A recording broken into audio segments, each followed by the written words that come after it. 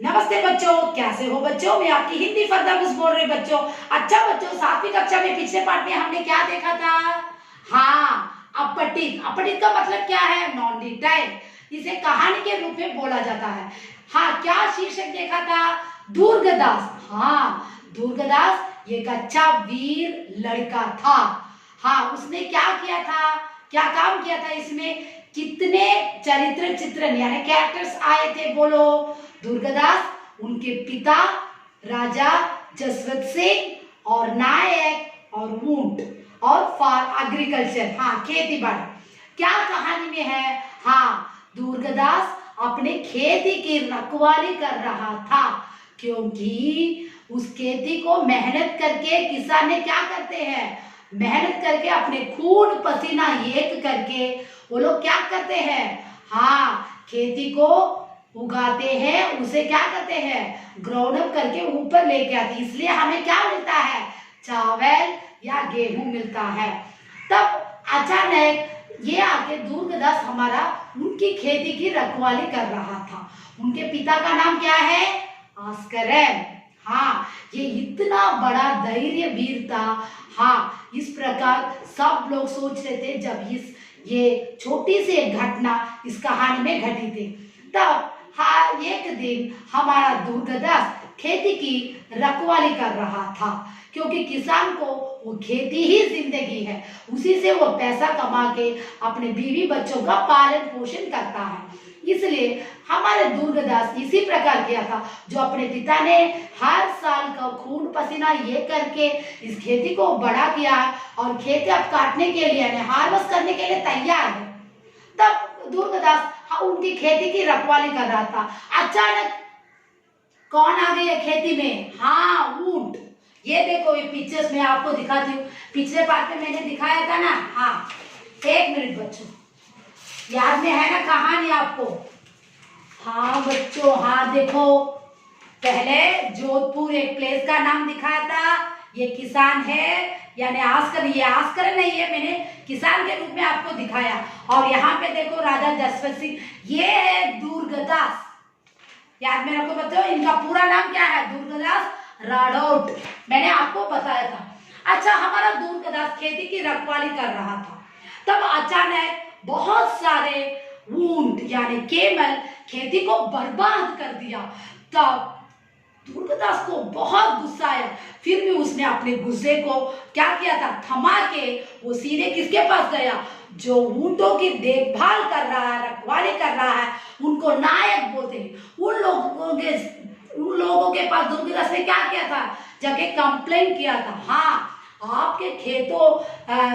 आपके ऊंटों ने मेरे खेत को बर्बाद कर दिया, इसलिए आप अपने ऊंटों को पकड़ कर लेकर जाइए। लेकिन वहां के नायक क्या किया था, उसकी बात को सुनी ना सुनी। हाँ, के टू के का हमारे इसमें तमिल में बोलते हैं ऐसा। सो इस प्रकार करने से 2 बार जाके बोला था दुर्गदास ने। कितने बार जाके बोला था?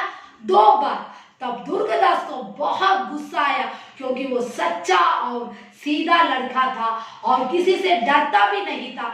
ऐसे वीर एक बड़ा राजा के रूप में उसके बाद में वो आया था। और दुर्गदास ने क्या आया था, गुस्सा आया था, उसने एक तलवार लिया था और एक ऊंट को सर को काट दिया था, क्योंकि वो सरकारी ऊंट है, राजा का ऊंट है। अब जाएगा ना कंप्लेंट इसके ऊपर, ये कितना बड़ा बुराई का काम किया है। लेकिन दुर्गदास ने वहां पे सच्चाई का काम किया है, ये राजा उसके बाद सोचकर बताएंगे। और अब क्या हो गया, दुर्गदास कहाँ पे जाने जगह राजा के पास जाकर खड़ गया। वो एक अपराध करके मिस्टेक कर दिया। अब क्या करेगा, अपराध करके सीधे जाके खड़ गया। उनको पिता को भी ये समाचार मालूम हो गया। उन्होंने अपने बच्चे को यानी दुर्गदास उस छोटे लड़के को लेकर कहाँ गए थे? राजा के पास।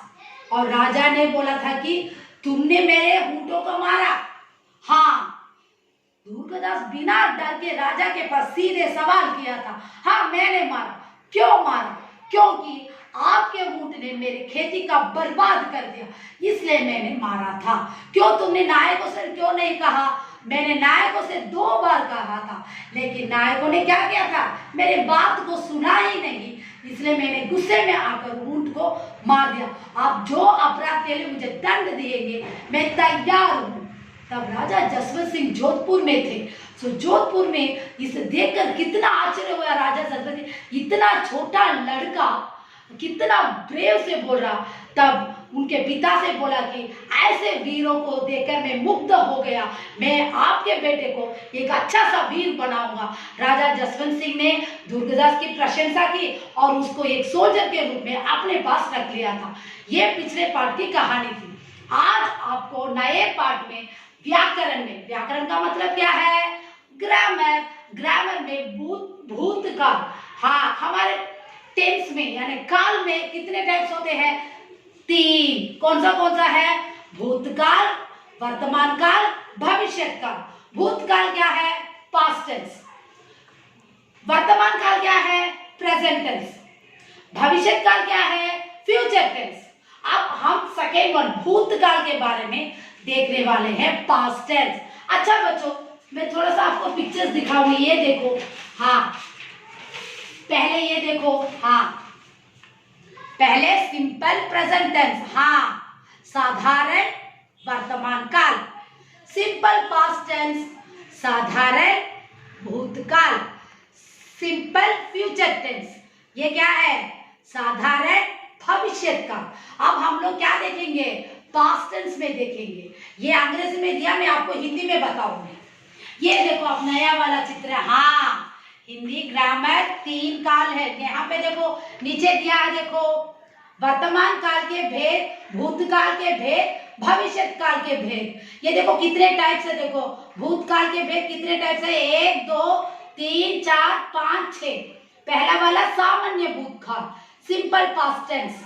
आसन्न भूतकाल, पूर्ण भूतकाल, अपूर्ण भूतकाल, संदिग्ध, संदिग्ध is a doubtful past tense, हेतु मत भूतकाल। इस प्रकार 5 भूतकाल इसमें है। और यहाँ पे देखो जो ग्राउंड अप हो गया और ग्रीव हो चुका था। इस प्रकार एक छोटा सा क्लिपिंग्स मैंने आपको दिया है, यह अच्छी तरह से घर में ध्यान से पढ़ो बच्चों। हाँ समझ में आया ना? और देखो ये देखो पिक्चर को, हाँ ये देखो इसमें क्या क्या दिया, हिंदी में भी दिया। देखो प्रेजेंट टेंस में वॉक, टहलना। पास्ट टेंस में वॉक्ड, हाँ। और पास्ट पार्टिसिपल, प्रेजेंट पार्टिसिपल कैसे दिया देखो। ये अंग्रेजी में एक बार देख लो, पढ़ लो, याद में है ना बच्चों? कैसे दिया देख लो। इसलिए मैं पिक्चर्स देके आपको गैदर करके सिखा रही हूँ। ग्रामर अच्छी तरह से आप लोगों को समझना है बच्चों, है ना बच्चों? याद में है ना? हाँ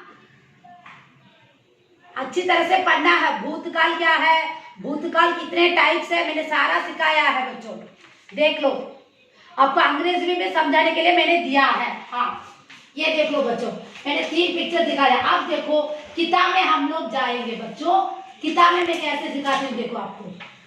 हाँ ये देखो किताब आपका, ये वाला पहला पेज देखो, हाँ भूतकाल पास्ट टेंस, इसमें उदाहरण दिया देखो। और नीचे देखो एक्सरसाइज के रूप में व्याकरण को दिया देखो, हाँ। और इस तरफ भी लेना है, हाँ पूरा लेना है, याद में रखो।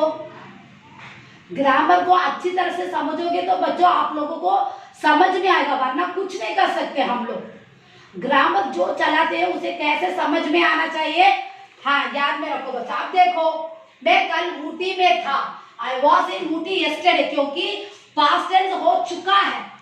सो जो भी हो चुका था इसे हम पास्ट टेंस यानी भूतकाल बोलते हैं। इसका मैंने हिंदी में भी दिया है, एग्जाम्पल भी दिया देखो। और देखो तुम परसों कहाँ थे, where were you the day before yesterday, इस प्रकार पूछोगे अंग्रेजी। और मैंने 2 एग्जाम्पल दिया था, आप किताब में सारा एग्जाम्पल्स को देखो, क्योंकि मैंने किताब भी आपको भेजा। अब एक्सरसाइज में खालिस्तान में था, थे, थी, आर थी। 1 मिनट बच्चों, ये टॉपिक है देखो। डॉक्टर अब्दुल कलाम भारत के राष्ट्रपति थे। मेरा दोस्त मैदान में था, क्योंकि मैदान में था, वो जा चुका था इसलिए वहां पे है।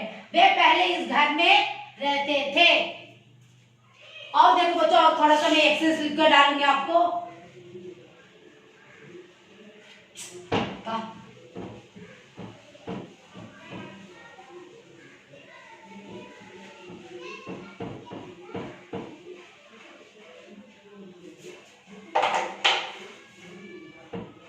ये देखो बच्चों, आप देखो, तुम 2 दिन तक कहाँ थे? 4th वन, तुम 2 दिन तक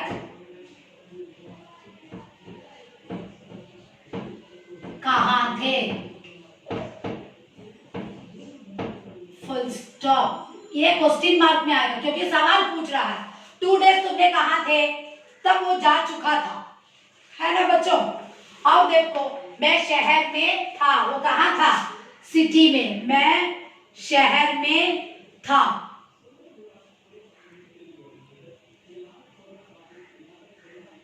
फुल स्टॉप। राधा भी मेरे साथ वहां थी, और उसके साथ कौन कौन थे? राधा भी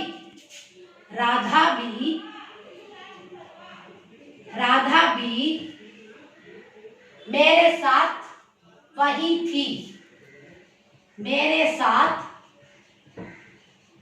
वही थी। और 7th वन, देखो, गोपाल मेरे साथ नहीं था, गोपाल मेरे साथ नहीं था। और सुभद्रा, तुम कल सवेरे कहाँ थे? सुभद्रा, तुम कल सवेरे कहाँ थे?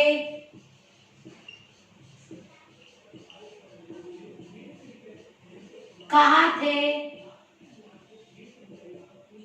ये क्वेश्चन में पूछा जाएगा। यस, मैं शारदा के घर में थी। मैं कहाँ पे थी सुभद्रा?